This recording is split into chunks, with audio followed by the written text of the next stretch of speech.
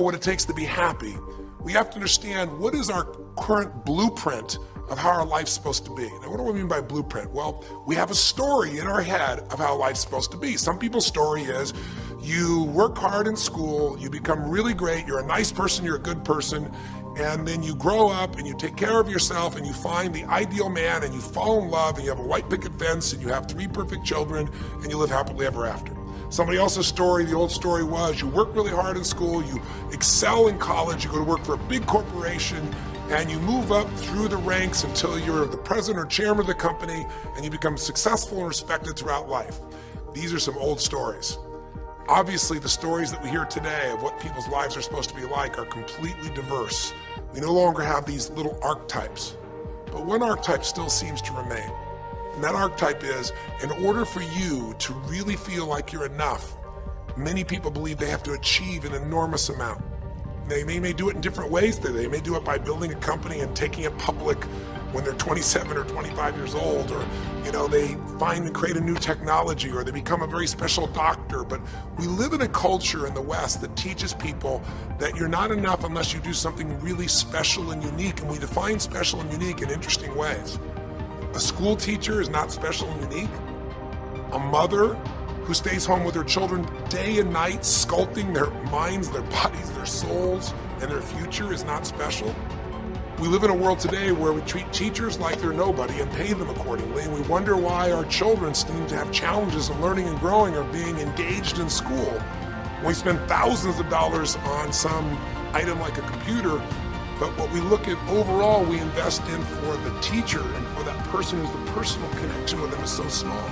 We live in a society where many women look down and say, well, you're just a housewife, you're just a mother. See, some of the pain we have in our society is not because there's one right or one wrong approach, but because we try to make everybody fit into some particular approach to life. Here's what's going to make you happy or make you unhappy in life. It's real simple. Let's do a quick test. If you're in a situation right now where you look at your life, I know there's an area of your life that you probably feel pretty darn good about. Even if you're not happy with your finances, I bet you feel damn good close to your kids. Or if you're not close to your kids, maybe you don't have any kids, maybe you feel really good about your career.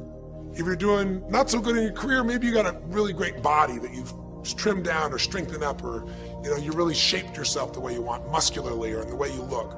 Or if that's not happening, maybe you feel a really special connection with God, or really close to your mother or father or your family, whatever. Almost everybody has an area of their life you feel really good about if they're honest, if they're fair to themselves. What's an area of your life you really feel happy about?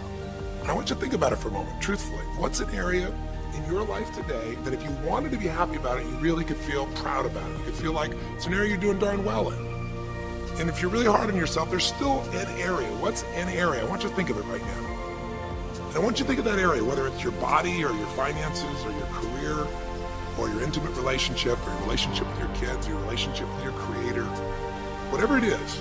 I want you to think about, why are you happy with that area of your life right now today?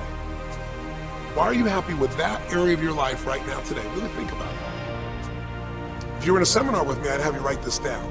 If you can put me on hold here for a second, because I'd like to reveal to you the formula is for happiness. And if I say there's a formula for happiness and here's what it is, you're going to go, yeah, sure, that's what he says.